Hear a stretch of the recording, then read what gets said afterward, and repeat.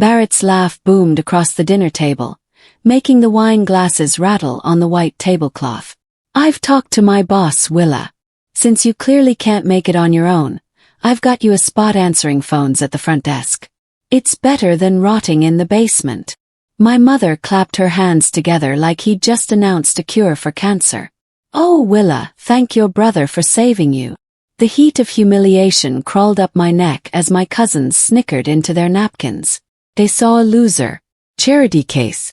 The family disappointment who couldn't get a real job. I looked at Barrett's smug face and felt my fingers curl around the edge of my chair. He had no idea. None of them did. His entire world was about to change, and I was going to enjoy every second of watching it crumble. My name is Willa Rhodes, and for 3 years I'd endured being the family joke while I quietly built a cybersecurity empire from a laptop in the basement. As Barrett slid a job application across the table toward me like I was a beggar, there was a sharp knock at the front door. My mother frowned. Who could that be during dinner? A courier in a black suit stood on the porch holding a leather folder. Priority delivery for Willa Rhodes. Signature required for the acquisition finalization. Every head turned toward me. I signed the tablet calmly, took the gold leaf folder, and walked back to the table. I placed it directly on top of Barrett's job application. The room went so silent you could hear the grandfather clock ticking in the hallway. Smiled. "Thanks for the offer, Barrett. But I'm busy." Those basement years had been long and lonely. While Barrett partied upstairs, bragging loudly about his real estate commissions to anyone who would listen, I sat in the cold concrete room below, writing code until my eyes burned. I heard every word through the thin floor. Every laugh about his sales. Every joke about his useless sister, who couldn't hold down a job. I'd chosen to keep my work secret for one simple reason. If my parents knew I was making money, they'd ask me to loan it to Barrett. My brother had gambling debts he thought nobody knew about. But I knew. I knew everything. I'd hacked his email 2 years ago and watched him dig himself deeper into trouble while pretending to be successful.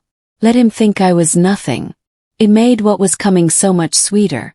Barrett's Broker of the Year award sat on the mantel like a trophy. Our parents pointed to it constantly as proof of his success. But I discovered the truth 6 months ago. He hadn't won it honestly. He'd been stealing leads from junior agents, taking credit for their work, and hiding his plummeting sales figures from everyone. The award was based on falsified reports.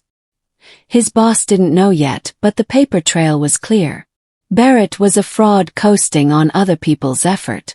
While our parents celebrated him, those young agents worked twice as hard to make up for what he stole. I'd been documenting everything, waiting for the right moment. Tonight at this dinner, the right moment was finally arriving. And Barrett had no clue the floor was about to drop out from under him. The day before the dinner, my father Silas had cornered me in the basement. "I'm cutting off the internet tomorrow," he announced. "You need to be forced into the real world, Willa. This online nonsense has gone on long enough." I'd stared at him, my stomach dropping. He had no idea he was about to disconnect a $4 million deal that was supposed to finalize the next afternoon. "Dad, please don't." He'd waved his hand dismissively. "Barrett says you're wasting your life down here." "He's right. Tomorrow you start fresh." I'd spent that entire night on my phone's hotspot, frantically coordinating with lawyers and investors to move the timeline up. The contract had to arrive during dinner. It had to.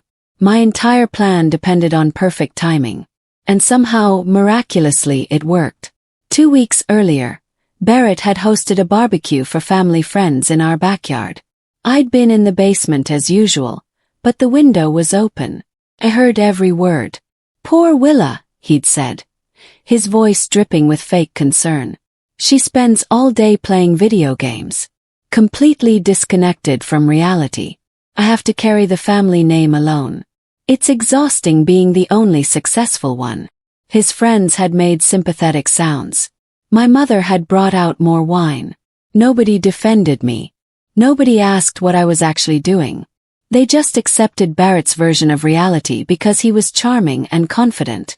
But confidence without substance is just noise. And I was about to turn his microphone off permanently. Let him explain to those same friends why his useless sister just bought his entire company. Back at the dinner table, Barrett tried to grab the folder from my hands. I pulled it back smoothly. Careful. It's a legal document. He laughed nervously. What kind of document? I opened it slowly, letting the gold leaf catch the chandelier light. It's a merger agreement, Barrett. My firm Road Cyber just bought out Vista Realty. The company you work for.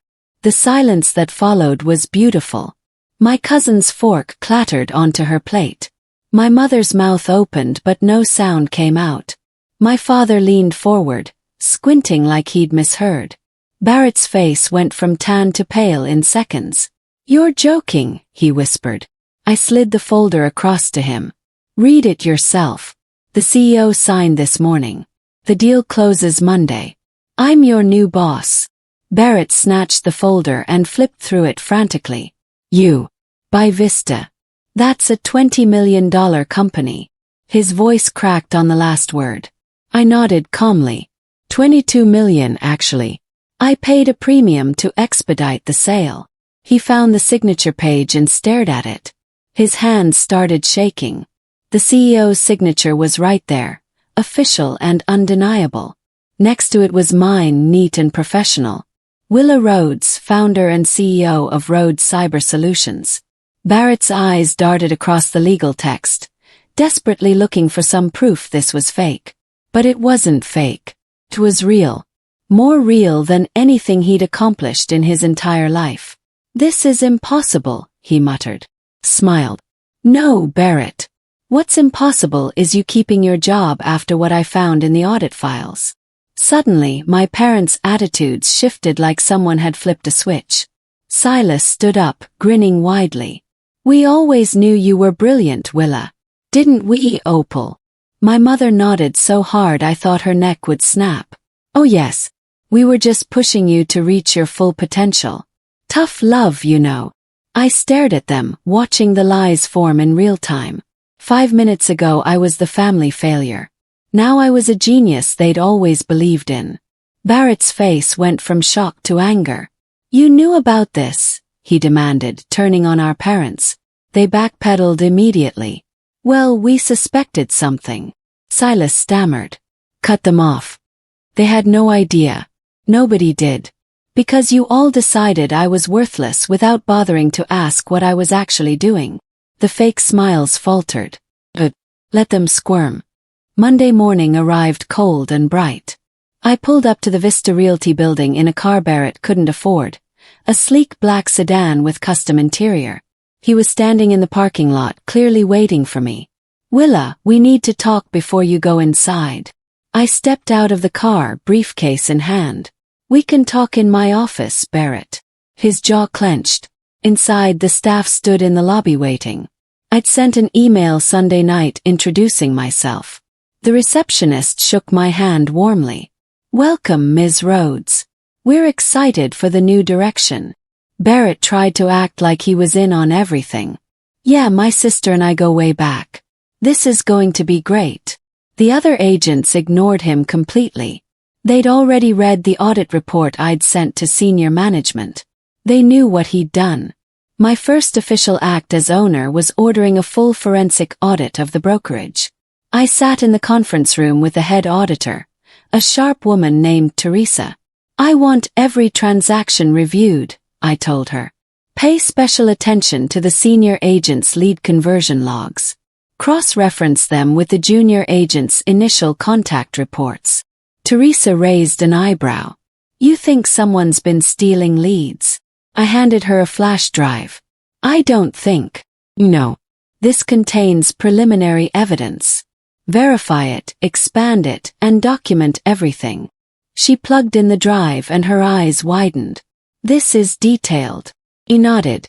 I've been watching this company for 6 months. I bought it specifically to clean it up. Starting with my brother. Barrett walked past the conference room window at that exact moment. He saw us through the glass and his face went pale. I was in the break room getting coffee when I overheard Barrett talking to another agent near the vending machines. They didn't see me around the corner. "She's just a girl who got lucky with some tech thing," Barrett said, his voice low and bitter. "Trust me, I know her. She's naive. I'll manipulate her into making me a partner within a week. She's my sister. She won't be able to say no to family." The other agent sounded uncertain. "I don't know, man. That audit sounds serious." Barrett laughed. "The audit won't find anything." Covered my tracks. "By next month, I'll be running this place and she'll be back in the basement where she belongs." I took out my phone and started recording. He kept talking, digging himself deeper. When he finally finished, I had 8 minutes of audio. Perfect evidence. I walked back to my office and emailed it to Teresa and the company lawyers. 3 days later, Barrett knocked on my office door. He was wearing his best suit and carrying a leather folder. "Got a minute?" I gestured to the chair across from my desk. He sat down and slid the folder toward me. "I've been thinking about the future of Vista. We should run this company together. A brother-sister team. The clients would love it." I opened his proposal. It was impressively detailed. A partnership structure that gave him equal power and a massive salary increase. "You put a lot of work into this," I said. He grinned. "Family should stick together." I opened my desk drawer and pulled out a different folder. "Before we discuss partnership, let's talk about these." I spread out printed evidence of every lead he'd stolen over 2 years. His grin died instantly. My parents called an emergency healing brunch at their house that Sunday. I almost didn't go, but curiosity won. Opal had made all my favorite foods. Silas kept touching my shoulder and calling me his brilliant daughter. It was nauseating. Then Barrett arrived, and the real agenda became clear. "We need to talk about the family dynamic," Silas began. My mother jumped in. "Barrett is feeling a bit inferior right now. You have to understand, he's always been the successful one. This transition is hard for him." I sipped my orange juice and waited. Silas continued. "We think it would be best for family harmony if you gave Barrett a promotion. Maybe VP of sales. That way he doesn't feel like you're lording your success over him." I set down my glass carefully. "In business, Dad, feelings don't beat facts. And the facts say Barrett is a thief." That afternoon, I met with a young agent named Kelsey in a coffee shop far from the office.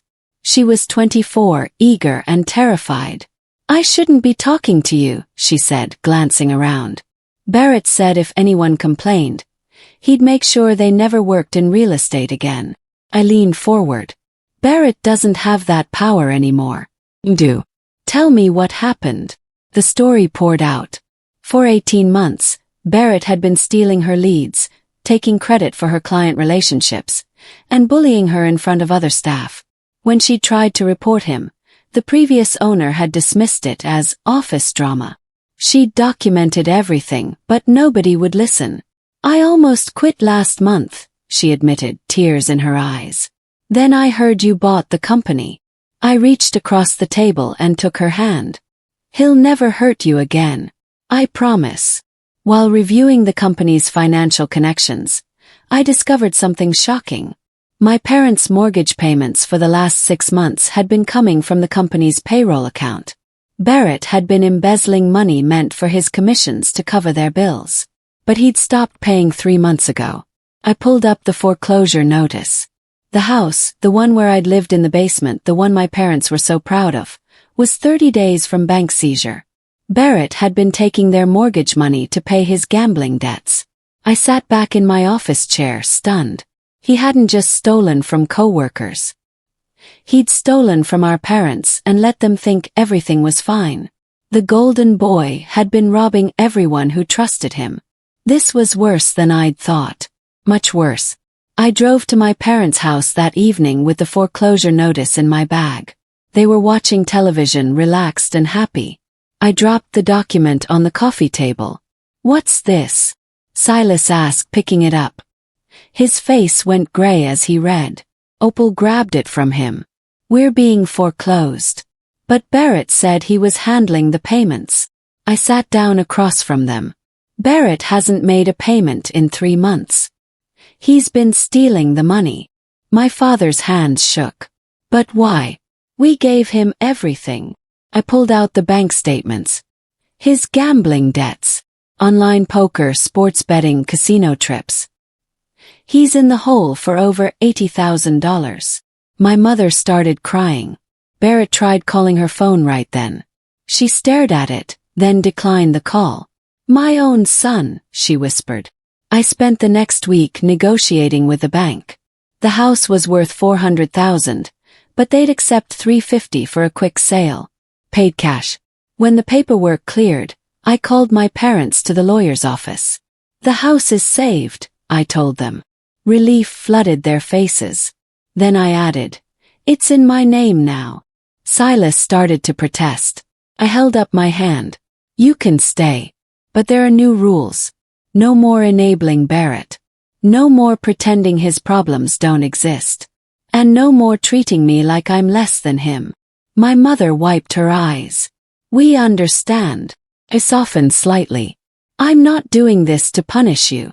I'm doing this because you need protection from him. Opal nodded slowly. You're right. We've been blind. It wasn't forgiveness. But it was a start. The house was mine. Their respect would have to be earned. 2 weeks after the confrontation, Barrett made one final desperate play. He tried to close a deal on a luxury mansion using forged inspection documents. The fraud would have netted him a $50,000 commission and left the buyers with a house full of structural problems. Teresa caught it during routine review. She called me immediately. Your brother just tried to commit wire fraud. I reviewed the documents. The forgery was obvious once you knew what to look for. The inspector's signature didn't match the state database. Stop the sale, I ordered. And call the legal team. Within an hour, we'd notified the buyers, the seller, and our lawyers. The buyers were grateful. The seller was furious. And Barrett's career was officially over. I tried to give him chances. But he kept choosing the wrong path. I called Barrett into the boardroom on a Friday afternoon. The legal team sat along one side of the long table. Teresa was there with her audit files. Human Resources had a thick folder of documentation. Barrett walked in confidently, then froze when he saw everyone. Sit down, I said. He sat. I slid the termination letter across the table. You're fired, Barrett. Effective immediately. His face went red. You can't fire me. I'm your brother. I opened Teresa's report. You stole leads from 6 different agents. You embezzled company funds. You forged legal documents. And you committed wire fraud. The lawyer added, we're not pressing charges if you go quietly. But your license is being reported to the state board. Barrett looked around the table desperately. Nobody would meet his eyes. Security will escort you out, I said. You're done. The news spread through the real estate community within days. Barrett's Broker of the Year award was formally stripped when the theft was revealed. The organization issued a public statement about integrity and ethics. Local business groups that had celebrated him now pretended they'd never heard his name. My phone rang constantly with congratulations. We always knew something was off about him, people said. Liars. They'd loved him when he was winning. Now they loved me instead. I didn't trust it. But I accepted their business. Vista Realty's reputation recovered quickly once word spread that I'd cleaned house. Agents who'd left came back. New talent applied. The company that had been dying under corruption was suddenly thriving. And Barrett was nowhere to be seen. His name mud in the only industry he'd ever known. 3 months after taking over Vista, I launched the product that had started everything. My security software. It was designed specifically for real estate companies to protect client data and transaction records. The industry had been waiting for something like this. Within 24 hours of launch, 50 companies had signed up. Within a week, we had 300 clients. Within a month, Rhodes Cyber became the industry standard. My wealth tripled overnight. News outlets called me a tech prodigy and a business titan. Magazine covers wanted my face. Investors begged for meetings. I was no longer just a business owner. I was building an empire. And I'd done it all from a basement while my family laughed at me upstairs. The irony was delicious. The success was even better. Barrett showed up at the Vista office one last time on a rainy Tuesday morning. Security called to warn me he was in the lobby. "Let him come up," I said. He walked into my office looking thin and tired. His expensive suit was wrinkled. "Willa, please. I need my job back." "Knee job. Even the receptionist position you were going to give me." I studied him carefully. He was broken. Desperate.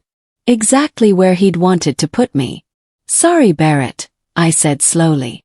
"We require a high level of integrity for all positions at Vista. Even the front desk. You don't qualify." His face went completely pale. "You can't be serious." I pressed the intercom. "Security, please escort my brother out of the building. He's trespassing." The same security guards he'd once joked about using against me walked him to the elevator. He didn't resist. I drove past my parents' house. My house. One Saturday afternoon and saw them working in the garden. Silas was trimming hedges. Opal was planting flowers. They'd never done yard work before. They'd always hired people. But they were learning. Living within their means. Facing reality. They waved when they saw my car. I waved back but didn't stop. We had dinner once a month now. Polite conversations. Careful topics. They respected me finally, but the damage was deep. Trust didn't rebuild quickly. Barrett had moved to another state, working in a call center. He'd sent one apology email that I'd deleted without reading. Maybe someday I'd forgive them all. But forgiveness required time and proof of change. For now I kept my distance. My energy went into building, not healing. Perhaps that was cold. But I'd learned coldness from experts. The spotlight felt hot on my face as I stood on the stage, holding the crystal trophy for Entrepreneur of the Year. 2,000 people filled the convention hall.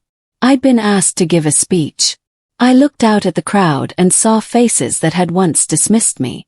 "I want to thank my parents," I began, "for providing the quiet basement where I learned to build my own world. For teaching me that the only person I could truly rely on was myself." Light laughter rippled through the audience. Success isn't about being the loudest voice in the room. It's about doing the work when nobody's watching. I held up the trophy. "This belongs to everyone who was underestimated, overlooked, and told they weren't enough. You are enough. Now go prove it." The applause was deafening. I walked off stage, a victor who never stooped to their level. The basement girl had become a titan, and I was just getting started.